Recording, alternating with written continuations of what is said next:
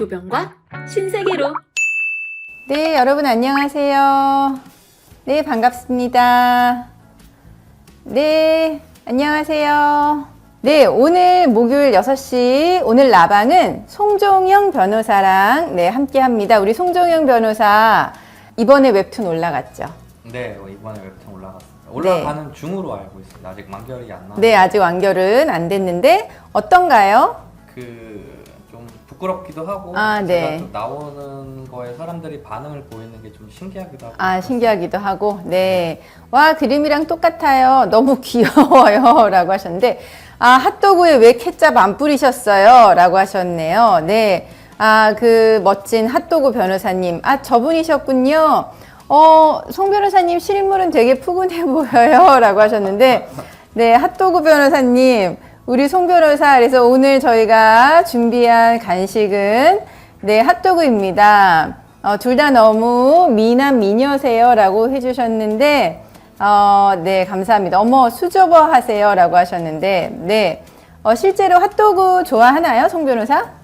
네, 저는 그 소세지가 들어간 빵을 다 좋아하기 때문에 네. 핫도그도 개인적으로 되게 좋아하고 있습니다. 저에 대해서 핫도그 변호사님과 폴킴 변호사님이라고 하셨는데, 네, 제가 폴킴을 닮았다라고, 네, 스토리 질문 중에 가정폭력으로 아이 데리고 집을 나왔는데요. 남편이 어린이집에서 애를 데려갈까, 막 걱정이 되시나 봐요. 어떤 조치를 취할 수 있나요? 라고 하셨어요. 일단은 이게 진짜 현실적으로 아이를 당장 데려가게 되면 네. 진짜 어쩔 수 없거든요. 음.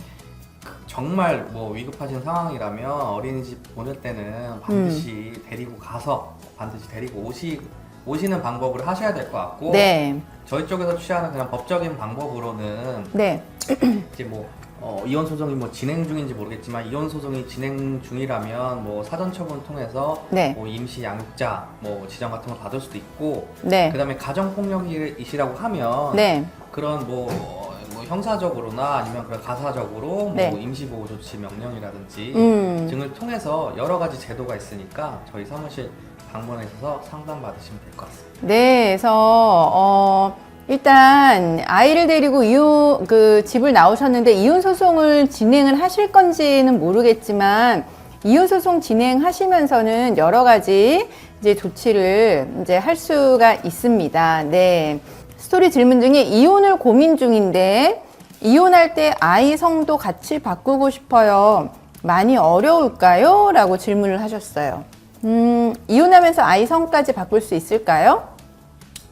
성을 바꾸는 것은 뭐 사실상 여러 가지 뭐 공부라든지 공적인 장부라든지 네. 기재돼 있기 때문에 사실 쉬운 부분은 아닌 것 같습니다. 그래서 뭐 이혼을 하시고 나서 그 뒤로 이혼하시고 난 뒤에 그 아이의 그런 양육이라든지 복지라는 그런 각종 사유를 들어서 네. 좀 철저히 준비를 하셔야 될 것 같아요. 네. 뭐 단순히 바꾼다고 하신다고 해서 될 것 같지는 않고, 이렇게 아이의 성을 바꾸는 이유가 아이의 네. 앞으로 살아갈 이유에 대해서 뭐 여러 가지 뭐 도움이 된다고 하면 나름의 사유가 있다면 될 것 같습니다. 아, 네.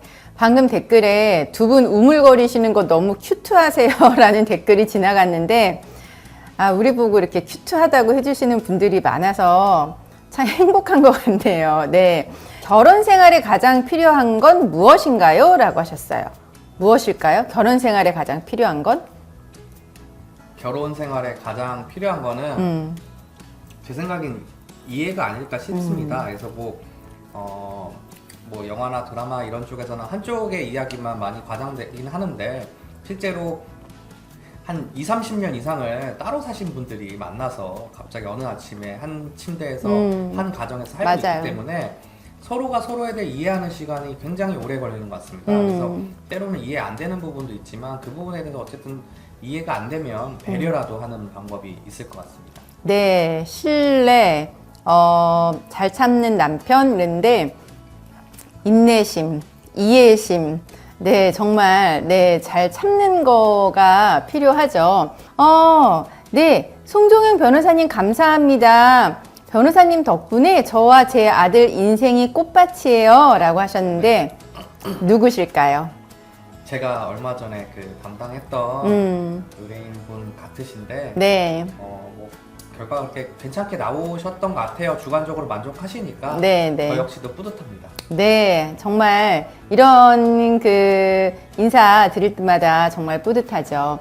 그리고 이제 댓글로 가정폭력으로 소송 중인데 벌금형도 나왔어요. 만나서 이야기하자면서 후회 안 하겠냐고 하네요.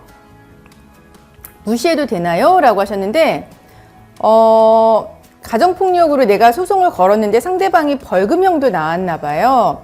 그랬더니 상대방이 만나서 이야기하자고 하면서 나한테 후회 안 하겠냐고, 나한테 후회 안 하겠냐라고 하는 거는 나를 전과자로 만들어도 네가 후회 안 하겠느냐 이 이야기인 것 같은데요. 네, 무시해도 되나요? 어떤가요? 무시해도 되는 문제는 아닌 것 같고요. 그런 부분이 이제 뭐 제가 그런 뭐 문자 메시지나 카톡 메시지를 본 건 아닌데 네. 만약에 다소 좀 협박이라든지 좀 위협적이라든지 뭐 네. 불안감을 조성하게 된다고 하면 그거 관련된 형사적인 좀 조치가 필요해 보이고요. 네. 무시할 게 아니라 대응은 할 필요는 없대. 네. 그런 관련된 자료를 좀 모으셔가지고 관련된 형사 조치가 좀 필요할 것으로 보입니다. 네. 네, 남편의 폭언 녹음이 어려워 수기 일기로 증거 모으는데 증거가 될까요? 라고 하셨어요. 네. 수기 일기도 당연히 꾸준히 뭐 작성하신다면 증거가 되는데 제가 이제 이혼 사건 하면서 느끼는 게 요새 그 조그마한 녹음기가 성능이 굉장히 좋더라고요. 그래가지고 그런 녹음이 뭐 몇 시간도 되는 경우도 있으니까 사실 그런 뭐 가정폭력이 좀 잦다 싶으면 그런 작은 녹음기라도 뭐 이런 옷 안에 넣어도 녹음되는 경우가 대부분 많거든요. 네, 그런 맞아요. 부분으로 일단 최대한 녹음을 하고 네. 그게 도저히 안 되겠다 싶으면 그때 가서야 얘기를 하는 게 나을 것 같습니다. 네. 만화 너무너무 잘 보고 있어요. 진짜 최고예요. 라고 해주셨는데, 네, 요즘, 제가 보기에도 만화가 재밌어지고 있는 것 같긴 합니다. 네, 저희 작가님이 수고가 많으시지요. 사기 결혼으로 혼인 취소 준비 시 배우자가 꼭 연락되어야 하나요? 라고 하셨어요. 처자식 버리고 잠수 탄 지 한 달 되었습니다. 네,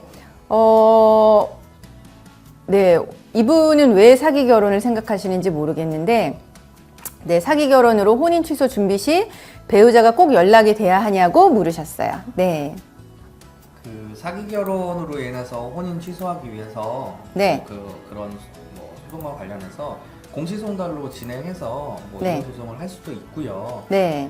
다만 오히려 여기서 핵심은 그 사기 결혼이라는 게 네. 생각보다 성립이 쉽진 않고 그런 사기 행위를 알고 난 이후에 3개월 이내에 또 그런 소송을 제기해야 되기 때문에 네. 그런 부분이 오히려 더 쟁점이 되지 않을까봐 네. 그게 좀 더 걱정스럽습니다. 네, 그래서 혼인 취소는 약간 엄격하게 판단을 하기 때문에 사기 결혼이라고 하셨는데 이거 준비 잘 하셔야 될 것 같습니다. 남편은 유부남인 거 이야기했다고 하고 상간녀는 몰랐다고 하고 이런 경우 소송해도 괜찮을까요? 라고 하셨어요. 상간녀 소송 생각하시는 것 같습니다. 네. 네, 그런데 이 경우 같은 경우는 뭐 그렇게 주장하시는 분들이 굉장히 많아요. 네, 굉장히 많죠. 실제로 속이는 경우도 많을 거예요. 네, 근데 이제 그 중에는 만남을 지속하는 과정에서 뭐 직간접적으로 유부남인 걸 꽤 아시는 분들이 결과적으로 많거든요. 네. 그래서 이 부분에 있어서 소송을 통해서 그 과정 속에서 여자분께서 유부남인 거를 나중에 알게 됐고 그 이후에도 계속 만났다라는 점을 좀 주장을 하고 입증을 해야 될 것 같습니다. 네, 변호사님. 네, 안녕하세요. 인스타툰. 네, 잘 보고 있습니다. 저는 변호사님께서 변호사가 되신 이유가 궁금합니다. 송 변호사는 왜 변호사가 됐어요? 제가 변호사가 된 이유가 사실 이제 다른 변호사님들 같은 경우는 좀 거창한 뭐 꿈이 있으셨던 경우가 좀 많았던 것 같은데. 아, 그래요? 네. 정의 구현이라든지 여러 가지 뭐 아니면 좀 부당한 대우를 받았다든지 이런 게 있는데 저는 그 제 적성을 찾는 과정에서 어떤 게 제 적성인지 몰라서 좀 많이 헤매다가 뭐 군대를 갔다 오면서 좀 고민을 많이 했었습니다. 그래서 뭐가 내가 제일 맞을까를 고민하다가 그래도 좀 이렇게 뭐 어떤 게 옳고 그른 것을 정하는 것이 좀 저한테 제일 맞지 않을까 싶어서 좀 뒤늦게 제 적성을 찾아서 변호사를 시작하게 됐지 뭐 엄청나게 그런 큰 포부가 있는 것은 아니었습니다. 네. 나도 저기 연수원 시절에 이제 검사 15도 해보고 판사 15도 해보잖아요. 근데 공무원이라고 하는 거가 나하고 맞지는 않는 것 같은 이제 느낌이 들고, 아무래도 변호사라고 하면 좀 더 활동적이고 자유로운 느낌이 있죠. 그래서 변호사 지금 하고 있는 거에 만족은 하고 있습니다.